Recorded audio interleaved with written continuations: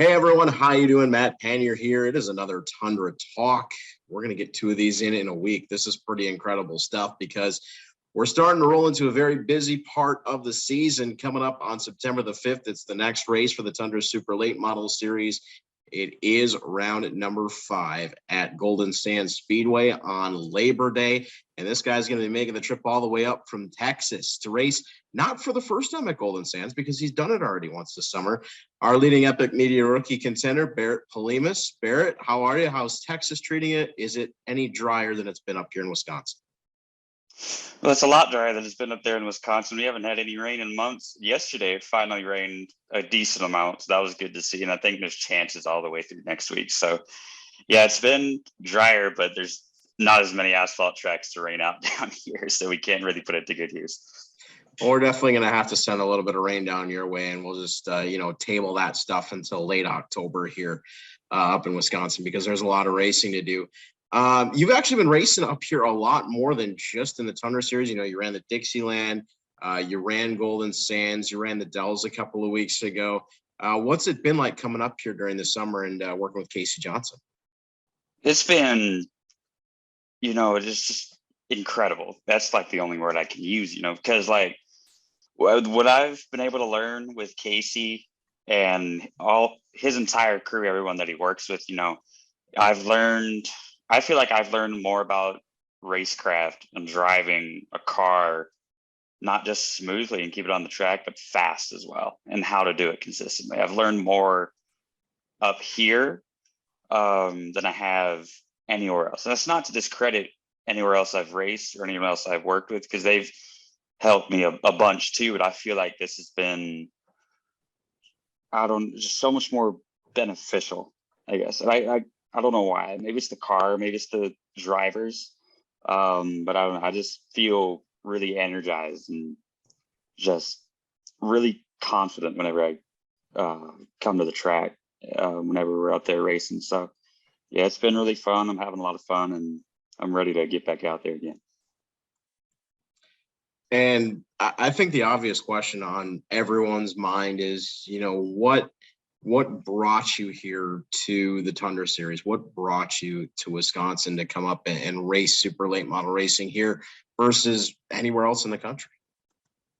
Well, we knew we were going to want to race super late models at some point. We had an original plan for this entire year. We had a schedule set and everything. And then we weren't going to run near as many races as we have been. We weren't even going to go to Wisconsin this year, but then, plans change sometimes. We decided we were racing out west a bunch, and we decided that the series we were running wasn't going to be in our best interest to run that anymore. And so John Oliverson, a guy who works with me a lot behind the scenes, he works with Casey a lot too. And so I think he was wanting to put me in that car at some point this year, if not next year. Luckily, we were able to do it pretty quick. It was a last minute deal too, so I'm really thankful for Casey for being able to get it ready that quickly and just let us come out as often as we have been. And the real driving factor behind why we've been up there so much is just getting more laps in, because I think that's where my biggest weakness is right now compared to everyone else is lap times, or not lap times, but like times I've made laps. There we go. The amount of laps that I have. Oh shoot! Fell off there. Okay, I'm gonna hold it this time. Hey, that's okay. Anyways. That kind of stuff happens. All right. Yeah. All right. Anyways, I was saying. Yeah, we're just out there mainly to getting laps, because the quality of competition is so good there. We're in a fast car that we're probably going to be racing, or it's similar to what I want to be racing and what I likely will be racing for a long time. And so it's just been about getting those laps back on everyone else. Because I started pretty late compared to other drivers my age. So yeah, that's really why we do it, just making laps, having a good time doing it. So let's talk about your racing career prior to coming here to the Tundra Series to Wisconsin. The Madera Pro late models are something that you spent some time doing. I noticed that, but where did you get your start? You said you started a little late. So what's the racing career been like thus far for you? Yeah, well, I started racing quarter midgets when I was 10. And that was the first time I've ever been in a real race car. But as far as I know, where I differ from everyone else, that everyone else that I've been racing against has started when they were 5. So I'm already, 5 years behind the curve. So I spent 2 or 3 years longer in quarter midgets than, say, like Bradley Erickson. I'm sure you heard of him before. We were just getting into it as he was getting out. And so he had so much more experience than I did, and that's what I'm trying to catch up on. And I ran about 3 or 4 years in quarter midgets, I'd say, and then we moved to a micro sprint on the dirt side. We ran that for about half a year. It was just kind of like a last minute deal, kind of like this was, but except it was during COVID, so we couldn't race as much. And we did that mainly out west. We went to Oklahoma a few times. Then after that, we finally got in touch with Charlie Wilson and was able to drive one of his cars out of Madera. And recently just a few other places too. So I ran the 5150 Junior Late Model Series last year and ran a few pro races towards the end of last year too. And made 3 starts this year, I believe. And then after that, it's pretty much all been up in Wisconsin. And one of the things about racing up here is, Grant Thompson was our rookie of the year last year, was in kind of the same program that you were this year. You don't get a lot of laps coming up here before you actually have to race. Kaukauna would be a great example. Marshfield, Norway, those were all tracks you were sort of thrown into. So how did you prepare yourself? And I mean, successful, right? 9th, 8th, and 7th so far for your finishes on the season. So certainly a lot to hang your hat on, but how do you get ready for something like that? Yeah, I mean, it's definitely been a challenge. And, those are 3 very distinct, unique racetracks. But usually I try to prepare by watching the Tundra races from last year at the same tracks. I couldn't for Norway, and I was able to find some onboard footage, which helped me even more. So then I'm able to kind of have a lot of mental laps before I actually get out on the track, and that really helps me figure out what I need to do. Marshfield, we had a test session before the race weekend, but then it got rained out. But I mean, it was still valuable lap time that helped me during that race. And I think that's probably been my best race so far, was Marshfield. But yeah, I mean, that's really all I can do for preparation, because these tracks aren't on iRacing. The super late model, I think, isn't the most realistic car on there. Not to diss them or anything like that. It's pretty close, but I mean, you don't have Kaukauna, Norway, or Marshfield on there. So yeah, it was challenging being thrown into the ring like that, but I mean, I enjoyed it. It was lots of fun, and yeah, I'm gonna do it again. So yeah, I'm looking forward to it. You mentioned iRacing, and we can tell that you're in your rig there. We've had racers mention that. Riley Stengemer is our champion. He comes from an iRacing background. We talked to Cole Goralski, one of your fellow rookies. He does it as well. I don't know if you caught the interview we had with Mark Mackesy, but he might have been the original iRacer because he was doing it on like NASCAR Racing 2 back in the late 90s and early 2000s. What benefits have you found from that, and how does it help you behind the wheel of the actual race car? I think the main thing it gets me is just, like I said before, the onboard is like mental laps. I have to take it with a grain of salt because I feel it through my hands. And I use the sound a lot more than I would in the real car, you know, because the seat is fixed to the ground and it doesn't move at all like a real car. So that's one thing that I tend to struggle with. But one thing that it does help me with is car control to an extent. And then just track knowledge of some of the tracks. You know, I raced Irwindale, or attempted to race Irwindale earlier this year. And, you know, I was surprised that, you know, there were differences between the real track and the virtual track, obviously, but, you know, it was still pretty similar to it. So it helps a lot just with overall reps, I'd say, you know, nowhere in particular, but just like solid track time, anything, anywhere. Now, one thing that I was very curious about, you know, with Tundra, it's a lot of guys that are local, and I know the routine in coming to the races, you know, drive to the track, do what you got to do to get there. What's it like for you on a typical racing weekend? How does that work into your daily life? Especially, I mean, we've got school coming back up as well, and I know you're probably still in school as well prior to the season starting. So how does that all work into your day-to-day life? You know, I've got to go up to Wisconsin to do some racing this week, and that's obviously very unique as far as anyone racing the Tundra Series. Yeah, you know, it's definitely changed the way I go about my daily routine, you know. So like we tried to do the whole traveling thing and stay in like a real school, but it was too much to handle. You know, I was missing too much, and I came back and I would just get swamped with work, you know.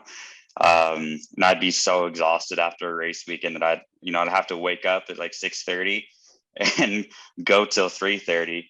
And I was just completely drained by the end of the day. So that wasn't working. So now we're doing an online school deal, and we'll see how it helps.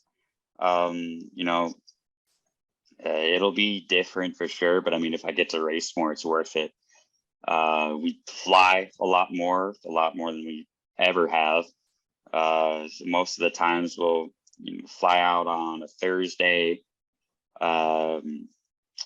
And sometimes we practice on Friday, but if not, we want to spend as little time as up there as possible. And, you know, we love it up there, don't get me wrong, but we want to go home. We got to go home at some point. So we try to limit the time that we're away from home, but whenever we are up there, we enjoy it. We've made some extended stays before. But yeah, I mean, it's changed. The travel part has changed how much time I'm actually at home, very little time. And it just puts a little bit more pressure on me in school, but I mean, I can handle that, I think. It's just something to get used to, but I mean, I get to race because of it, so I'm not going to complain about it too much. And is that the goal moving forward to continue the racing career? I mean, obviously a lot of young racers, they get to this level at this age, and that's the eyes on the prize, right? Like that's where they want to go. Is that what you're seeking? Do you have maybe a 2 or 3 year plan to get to where you're going? You know, I have like a tentative plan, but as I said before, plans change. So I don't know what's going to happen. I know what I want to do, but I don't know what I will do. So I just kind of trust that I'm going in the right place, in the right direction. You know, my goal is the Cup Series. I personally think that I'm good enough to get there, but it's going to take a lot of hard work, a lot more work than I've done so far. I'm up to the challenge. You know, a short-term goal for me would be Truck Series by 2024, hopefully. But if not, then I mean, it's no big deal. We'll figure it out. As long as I'm able to race something, you know, I don't think I'll be complaining too much. All right, you got to make me 2 possible promises here. Number 1, if you make when you make it to the Trucks Cup, you know, a couple little Tundra Super Late Model Series plugs on the TV. Never heard anything. And then you got to come back and race with us at least once too. So I'll come back and race. I think that's a given. You know, the series has been really professional and really competitive so far, and I've really enjoyed the atmosphere of it. So, yeah, I'll definitely be coming back. I won't be forgetting about y'all anytime soon. I'll be sure to give y'all a little shout. all right, perfect. That's just me being a little selfish, but it is what it is. So, you know, we're looking at the second half of the season. It's coming up quick here. It's going to be extremely busy. What I think is interesting, and I was not at the race, but I was watching on Race Monitor when you raced at Golden Sands Speedway, and it seemed like you picked it up really, really well. Finished 5th. I believe that was a race before we did Marshfield the day before. Take me through that. Take me through your experience at Golden Sands, and how's that going to translate when we head there on Labor Day? You know, Golden Sands I think it's a really fun track. You know, it's pretty banked, I feel like, but it's also shorter than it seems. Once you get out there, it gets pretty tight. But I mean, yeah, it's a really fun track. And one thing that I'll have going into the Tundra race there that I haven't had previously is laps. So now I'm going into it, you know, with really good base knowledge on how it's going to drive.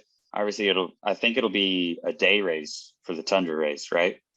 Okay, then it'll probably be a little bit different than the local race that I ran there earlier this year, because that was a night race. But I mean, it's still the same track, and I think those laps will be extremely, extremely valuable for me.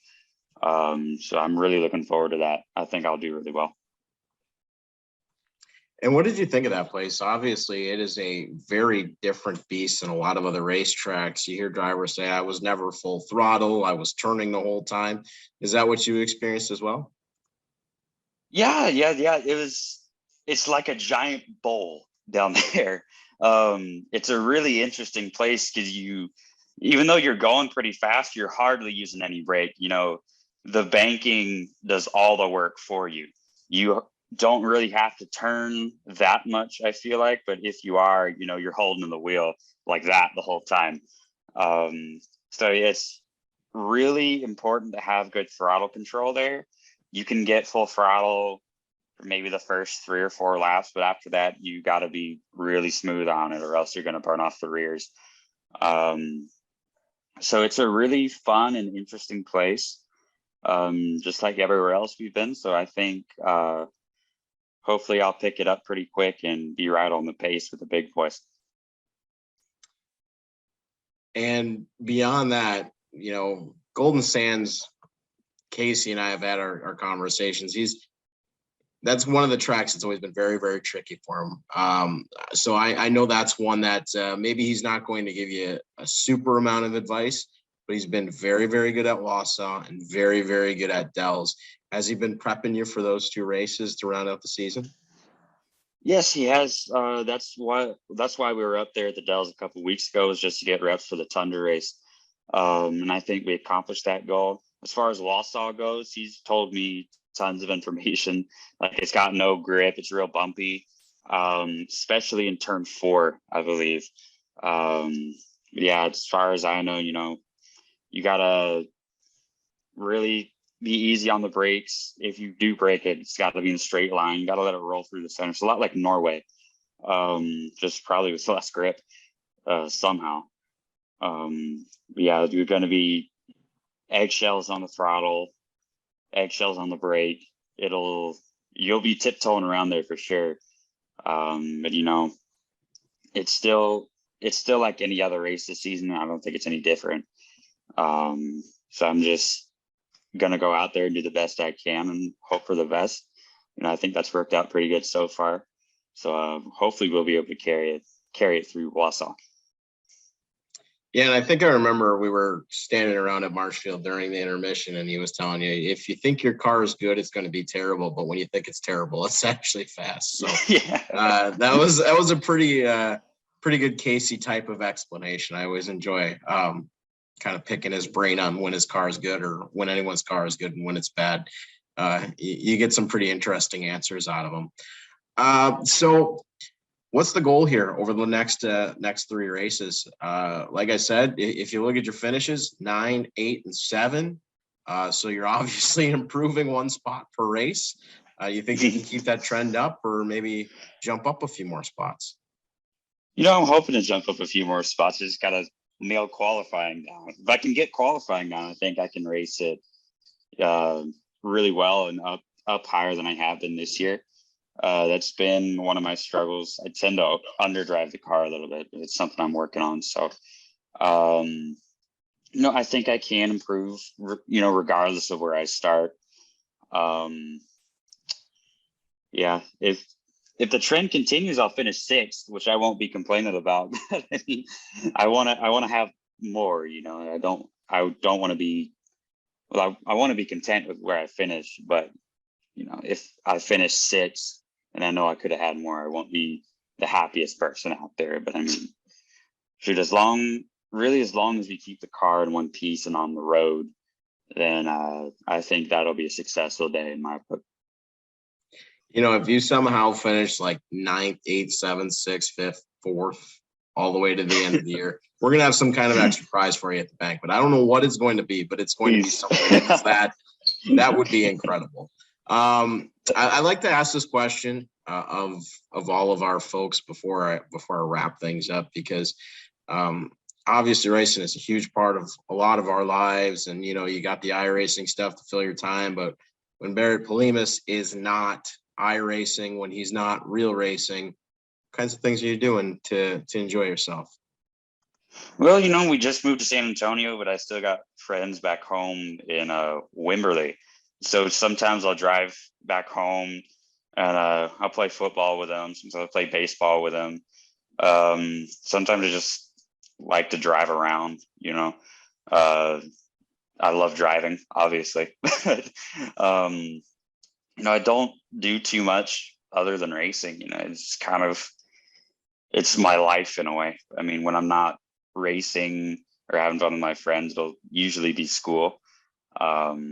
And I'm trying to learn guitar right now as well, but it's really, really hard. So step by step there. Yeah, I don't do too much outside of race weekends. I mean, when I'm at home, I'm iRacing a lot of the time just because that's what I love to do. So, yeah, not too much outside of racing.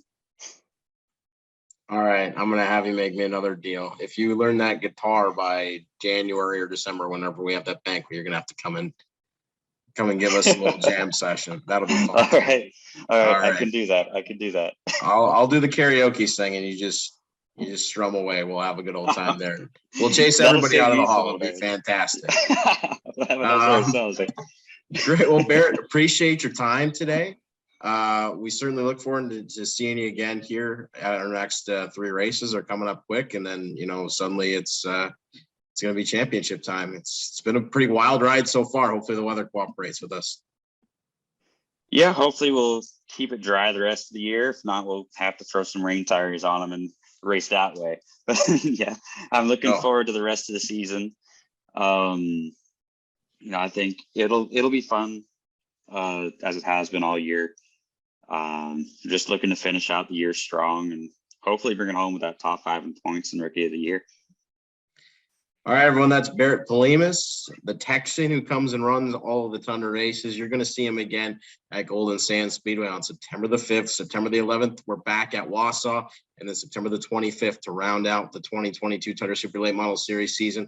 Right now, he's the leading rookie. We'll see if he can stay there, if he can keep going 9876543. Never know. We're going to find out in the finishes. Thanks for tuning in. We'll catch you next time.